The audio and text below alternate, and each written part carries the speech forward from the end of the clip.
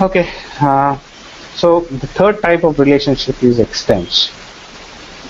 Okay, now when you're talking about some use case or some functionality, right? Now there would be a lot of those what if conditions, right? So what if, under special conditions, some additional functionality could be relevant, right? Like, you have a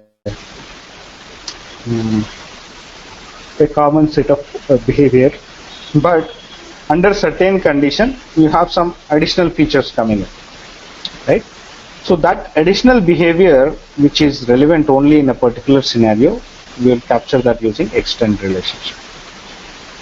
Okay, so you'll clearly specify the reason under this condition this additional steps would be defined as a separate use case. I'll explain this using a small example. Let's say I tell you to write a use case for receiving a phone call. Okay, so what you would generally write, you'll say now, okay, now when the phone should ring first, and then it should give a notification of who is calling first. Then you would accept the call. You click on that accept button or swipe, and then you would talk. And then once the call is over, you will end the call or disconnect. Okay, those are the steps involved in a phone call, right? But sometimes, maybe when you're already talking, you might receive a second call. So what options do you have? You can either place this call on hold and then take that call, or you can end this call and then take the additional call, or you can continue with the call and then ignore the other call as well, right? So, when I talk, when I ask you about, capturing the requirement about receiving a phone call, you will just capture the basic steps. You'll not say, in case an additional call comes in, then you'll have to do these things in this use case, right? So, because, it will create a lot of confusion and a lot of unnecessary details in the core use case, right? My core requirement for receiving a phone call is, show the name of the person calling, give a ring notification, accept the call, talk, and disconnect, right? So these 4-5 steps are there. But in some special cases, under certain conditions, like when somebody else calls, you can take an additional phone call, right? So you can put it on hold and then take an additional phone call, or you could end a call and then continue with another call, right? But all that extended behavior is coming only in that some specific scenario where your current call has been where you're getting a second call when you're talking on the first call. You get it? You understand what extends mean? Yes. Yeah. So rather than put everything into the core base use case, you are creating those special conditions and special scenarios, and then saying that this is an extended behavior. It could be relevant only when you get a second call. Okay. Otherwise, normal behavior for receiving a phone call is captured in the base use case.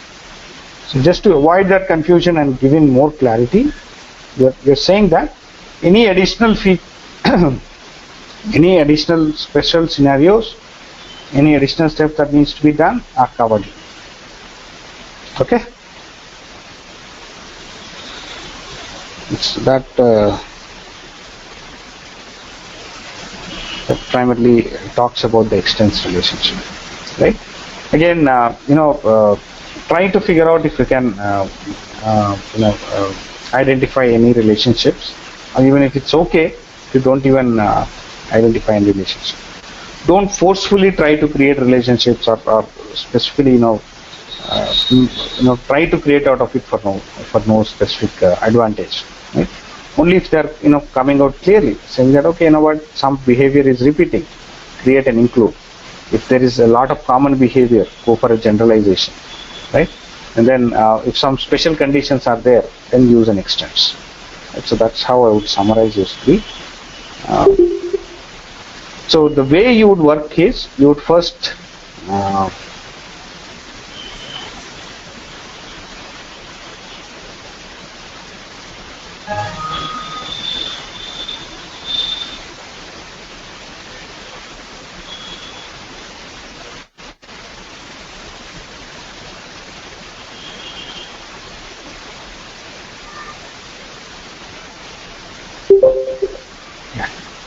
Rather, we should add the first step is define the use case diagram. Then, okay, I think I will talk about it later. Then once I introduce you to the rest of the human diagrams and all. But broadly, when you are creating your use cases, the first step is you will create a use case diagram. Try not to identify the relationships at that point in time, because you don't actually understand the details about the each use case individually, right? So you don't know how what are the steps involved in local registration or foreign registration. So generally, first create the first draft of a use case diagram, and then start capturing the details about each of those use cases in your discussions.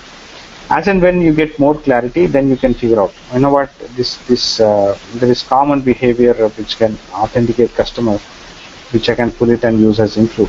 Or all these registration processes are actually the same, which is the registration, but with some minor tweaks, so I'll have a generalization relationship, right? Or this particular use case has some special scenarios, special conditions, and then it would have some additional extended steps, so which is called as the extended behavior.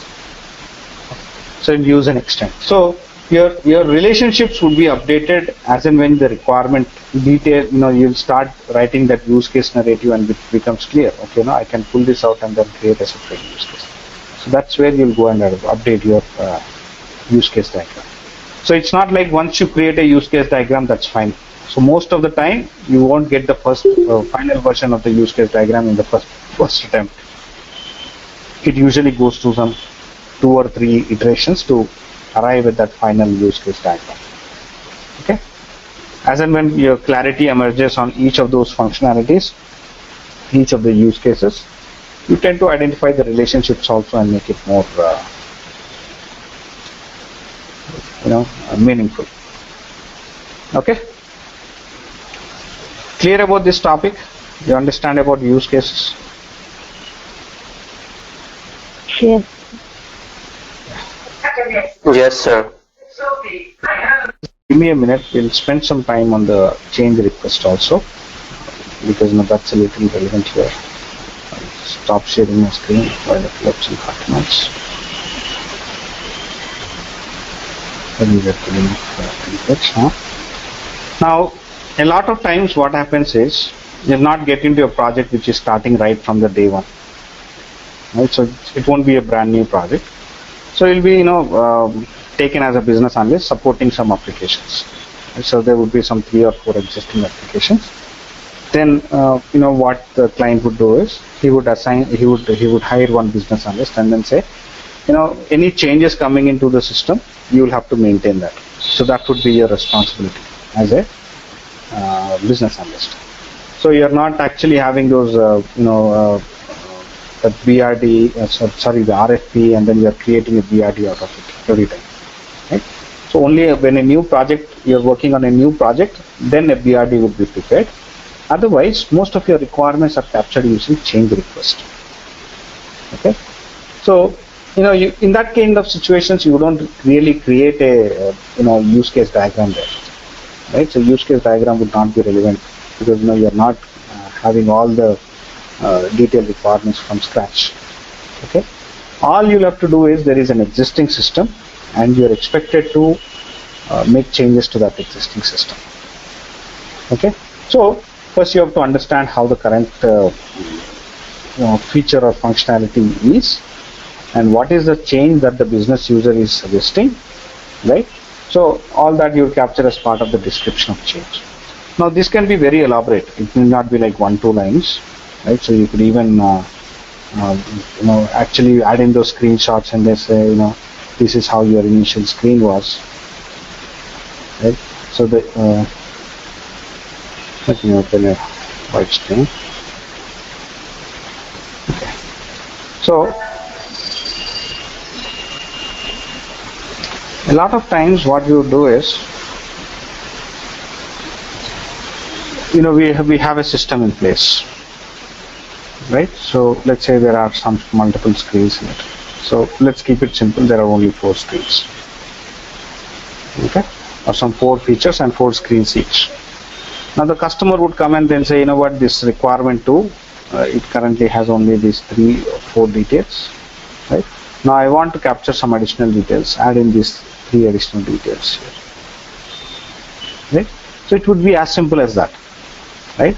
So you have to capture all these details as part of the change request. So the customer would give you that these are the details, and then you'll have to elaborate it further. So you would say, this my current screen looks like this.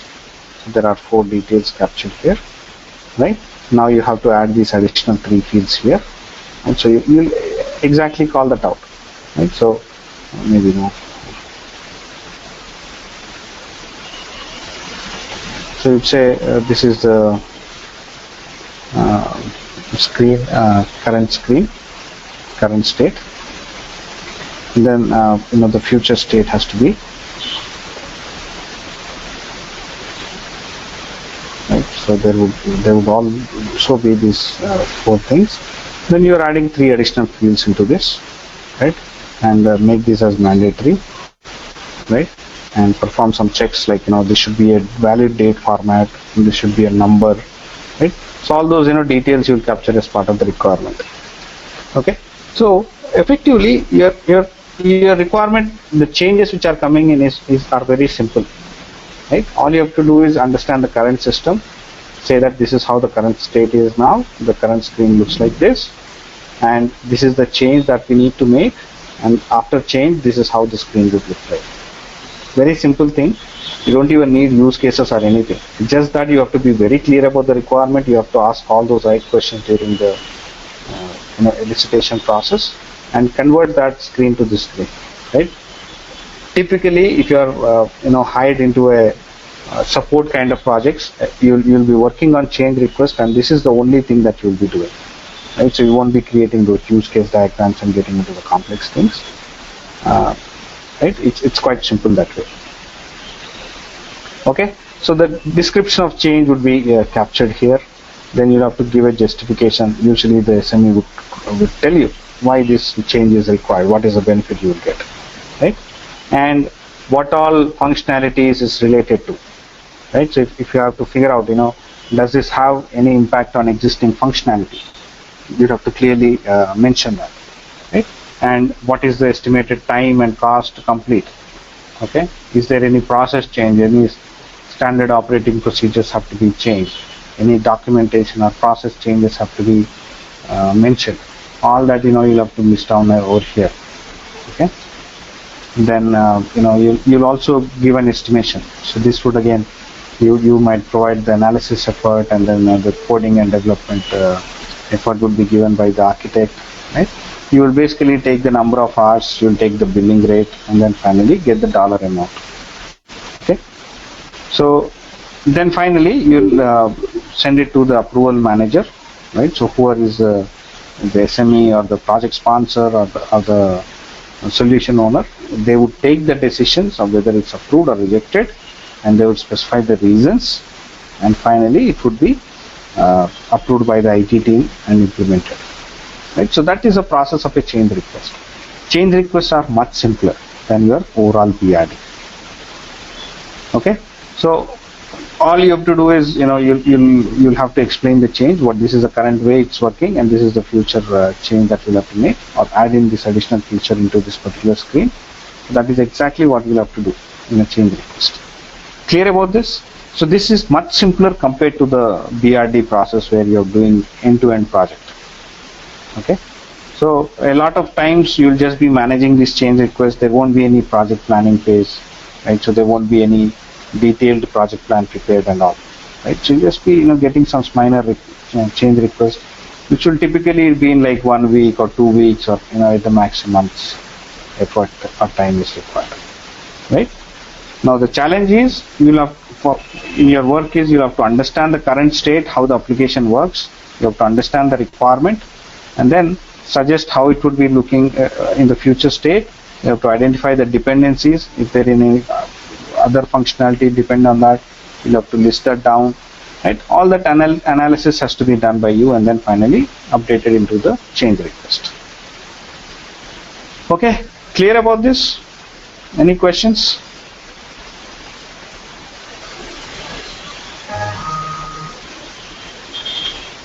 So more or less, broadly the change request would be of the same format, right?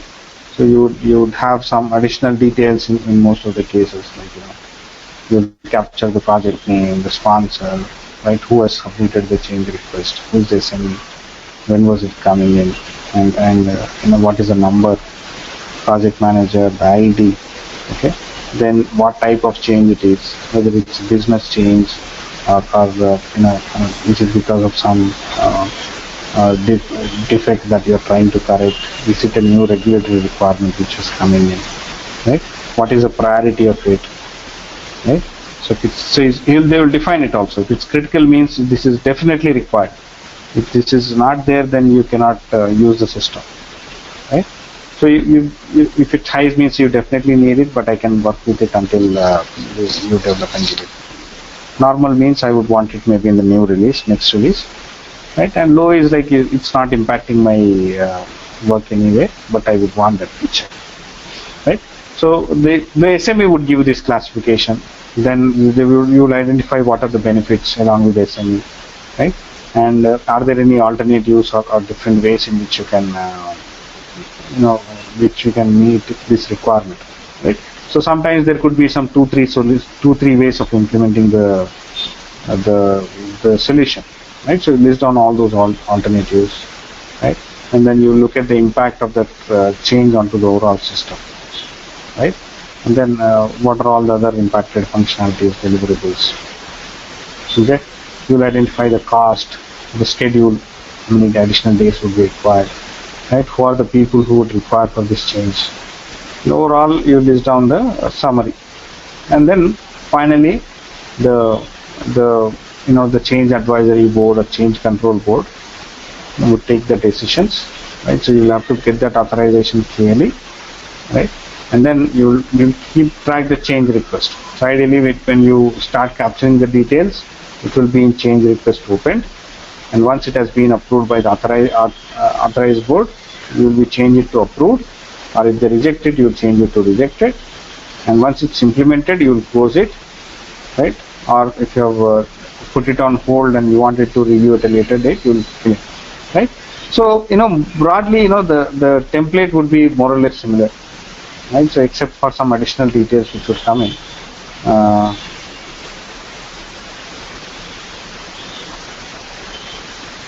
So if you look at it, more or less that would be the format of the change request. You have a description, then any additional documentation or screenshots, benefits, the advantages, disadvantages, what is the solution that we are providing, okay? What is the impact of that change, okay? And then you also identify the project cost and timelines, and then what is your recommendation, okay? And what is the decision taken? All that will be captured as part of your in your change request. So team, are you clear now about how your requirements would be captured and how would generally be documented? So we still have to cover the BRD, what generally goes into a BRD and what are the details about that. So I'll cover about BRD in the next session, and we'll also spend some time on these rest of the UML diagrams, right? The class diagram, sequence diagram, and the rest of them. But it's not important. You can comfortably ignore those that session. It's not important to you. What is important is, how do you document your requirement? Primarily into a BRD using use case diagrams, or change request, which I've just explained you. It's much simpler in a change request. You have to capture the current state and then what are the changes suggested and how does your future screens look like, right? And then you capture the business benefits, the cost, the timelines, and then the decision taken. So all that would be captured as part of the CR, change request. Okay, so let's take a logical break here. Tomorrow's session I would start the BRD. Right, so tomorrow whole session we'll learn about non-functional requirements, what else goes into a BRD, right? So if you are involved if you are involved in a full-fledged project, you tend to create a BRD. If you are just supporting an application, existing application, and taking up minor requests, those would come in as change request, right? So the change management process would kick in, and then you capture the requirements in that change request forms. So which would generally not be using the use case models. At the most, you would use those screenshots of how your screen would look like, and then maybe a process flow or a flow chart diagrams. All that would be used to explain the change request. Okay, so that's it for the day. Any questions, anything on today's topic or the earlier topics as well which you want to clarify? Do let me know. We have a few more minutes, we can discuss that.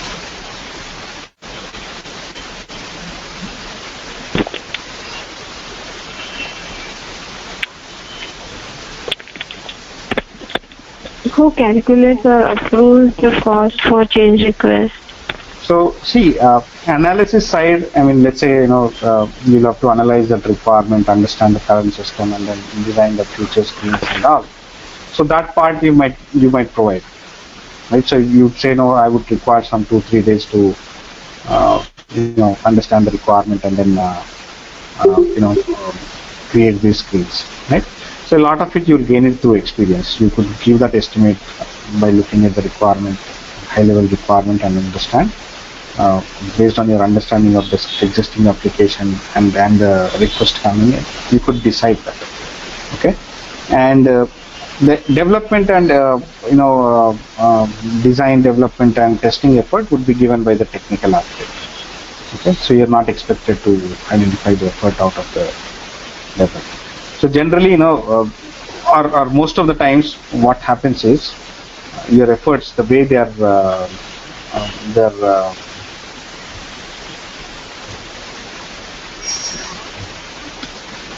the way the efforts are calculated is this way, right?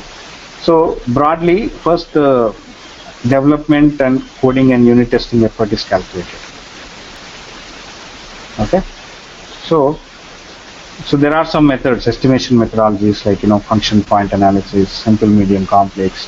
So there are multiple methodologies which are used to calculate the effort, right? So usually using these methods, you will calculate the development and unit testing effort. Okay, design, development, and unit testing. We call that as a D-cut effort.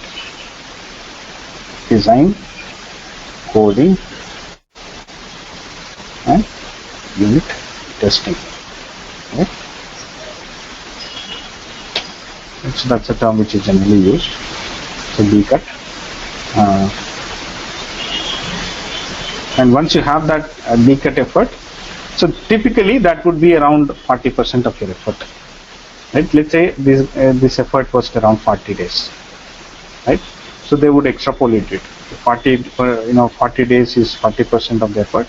100% of it would be 100 days. So the overall timelines would be 100 days.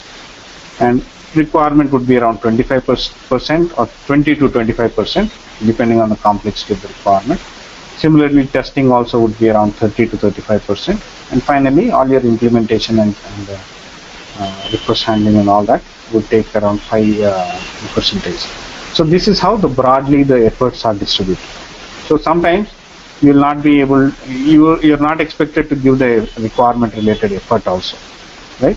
So they would extrapolate it from the D-cut effort which has been identified by using some of these methodologies. Okay, so it will be given that, okay, since the development takes 40 days, you could capture the requirement in 20-25 days. That is the logic which is used.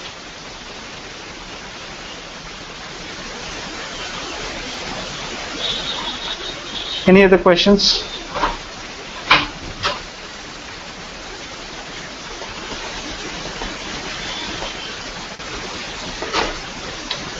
All right, then. So we'll meet again tomorrow, and tomorrow's session we'll discuss about the business requirements document or BRD.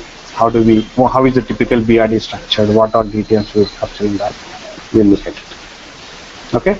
So yeah. So let me recap. We learned about use case relationships today. We learned about the change request and how do we capture the request, change request coming in, right?